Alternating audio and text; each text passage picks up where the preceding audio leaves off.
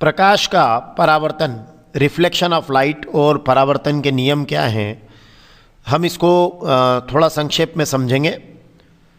जैसे मान लीजिए हमारे पास में कोई ये परावर्तक तल या दर्पण है जो इस तरीके से लंबवत इस तरीके से रखा हुआ है और इस दर्पण पर कोई प्रकाश की किरण आकर टकराने वाली है।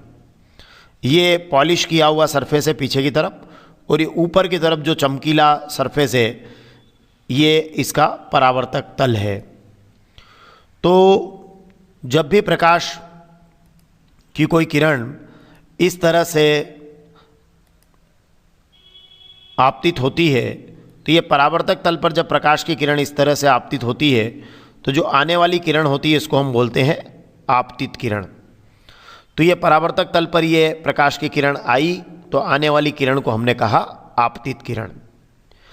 अब ये इस परावर्तक तल से या इस सतह से टकराकर लौटेगी, तो जो टकराकर अगर ये उसी माध्यम में लौट जाती है तो हम कहते हैं परावर्तन हुआ। तो देखिए ये प्रकाश की किरण आई, इस तरह से तीर का निशान देखिए, तो आने वाली किरण को हमने कहा आपतित किरण। और अब ये इस तरीके से अगर हम देखें तो यहाँ ये जो बिंदु है आपतन बिंदु, इस पर हम एक अभिलंब डाल लेते हैं तो ये हमारी अभिलंब की रचना हो जाएगी।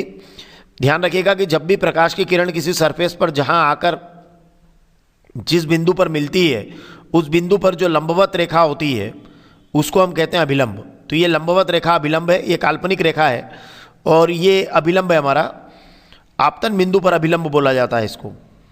तो अब ये प्रकाश की किरण क्या होगा कि ये हमारा अभिलंब ड्रॉ हमने कर लिया। अब ये प्रकाश की किरण टकरा कर क्या होगी, लौटेगी। तो ये इस तरह से देखिए लौट गई है। तो ये प्रकाश की किरण यहाँ इस तरीके से टकरा कर लौट गई है। तो आपतन बिंदु पर देखिए आपतित किरण और ये परावर्तित किरण दोनों इस पॉइंट पर, इसी पॉइंट से, क्योंकि आपतित किरण भी इसी बिंदु पर आएगी और परावर्तित किरण भी इसी बिंदु से जाएगी। तो यहाँ आप ध्यान रखिएगा और इसी पर आप ये लंबवत रेखा खींचिएगा जिसको हम अभिलंब कहेंगे। तो ये हमारी हो गई परावर्तित किरण। ये देखिए आपतित किरण और ये हुई हमारी परावर्तित किरण और ये है अभिलंब, ठीक है ना। तो हमने जो प्रकाश के परावर्तन को समझा वो ये है कि प्रकाश का किसी सतह से टकराकर, ये सरफेस से टकराया और सतह से टकराकर माध्यम के उसी ओर लौटना, ठीक है ना, मतलब उसी माध्यम में लौट जाना, ये कहलाता है प्रकाश का परावर्तन। इसके इस तरफ कांच था और इधर एयर ही है, तो एयर से आई है और एयर में ही चली गई है, मतलब यहाँ से टकराकर लौट गई है। तो इस घटना को हम कहेंगे प्रकाश का परावर्तन। सरल शब्दों में कह सकते हैं कि प्रकाश का किसी सतह से टकराकर माध्यम के उसी ओर लौटने की घटना को प्रकाश का परावर्तन कहते हैं। अब हम परावर्तन के देखेंगे नियम। तो परावर्तन का पहला नियम है आपतन कोण सदैव परावर्तन कोण के मान के बराबर होता है। तो आपतन कोण कौन सा है इसको हम देखें तो ध्यान रखिएगा कि जो आपतित किरण है वो और अभिलंब के बीच का जो कोण होता है उसको हम कहते हैं आपतन कोण। ध्यान रखिएगा एंगल हमेशा अभिलंब से नापा जाता है। तो जो आपतित किरण और अभिलंब के बीच का कोण होगा वो आपतन कोण। तो ये वाला जो एंगल है ये आपतन कोण कहलाएगा। देखिए ये जो एंगल आपने, ये थीटा जो आपको दिखाई दे रहा है ये आपतन कोण है। तो आपतित किरण और अभिलंब के बीच का कोण आपतन कोण है। तो ये वाला कोण आपतन कोण है और इस आपतन कोण का मान कितना है, थीटा है, ठीक है।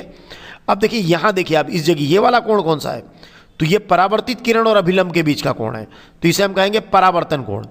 तो ये यहाँ परावर्तन कोण होगा, ठीक है। परावर्तित किरण और अभिलंब के बीच का कोण क्या कहलाएगा, परावर्तन कोण कहलाएगा। और इसका मान भी क्या होगा, इसका मान भी होगा थीटा, क्योंकि आपतन कोण का मान सदैव परावर्तन कोण के मान के बराबर होता है प्रकाश के परावर्तन की घटना में। परावर्तन दो तरह का होता है, एक नियमित परावर्तन और एक अनियमित परावर्तन। तो जब परावर्तन किसी चमकीली सतह से होता है तो हम बोलते हैं ये नियमित परावर्तन है, और अगर खुरदुरी सतह से होता है तो हम कहते हैं वो अनियमित परावर्तन है। तो ये जो दर्पण से परावर्तन होता है ये नियमित परावर्तन की श्रेणी में आता है, ये चमकीली सतह से होता है परावर्तन।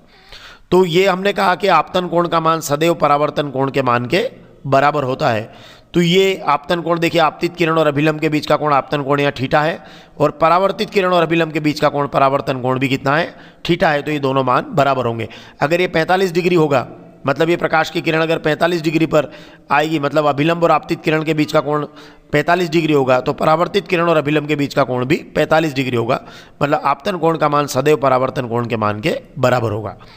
और दूसरा जो हमारा महत्वपूर्ण नियम है वो ये है कि ये जो आपतित किरण है ये और ये परावर्तित किरण, ठीक है। और आपतन बिंदु के ऊपर जो ये अभिलंब है ये हमेशा एक ही तल में होंगे, मतलब ये तीनों क्या होंगे, एक ही तल के अंदर होंगे।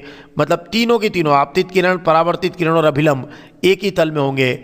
मतलब इस तरीके से देखिए तीनों एक ही तल के अंदर होंगे।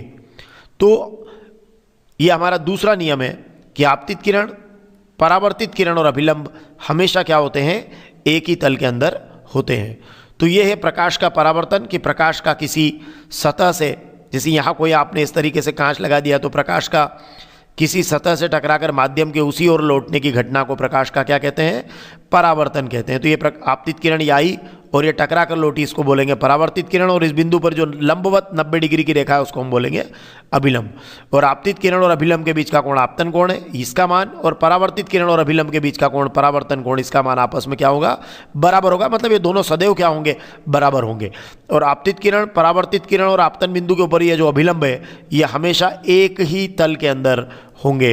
ये हमारे परावर्तन के क्या है, नियम है। धन्यवाद।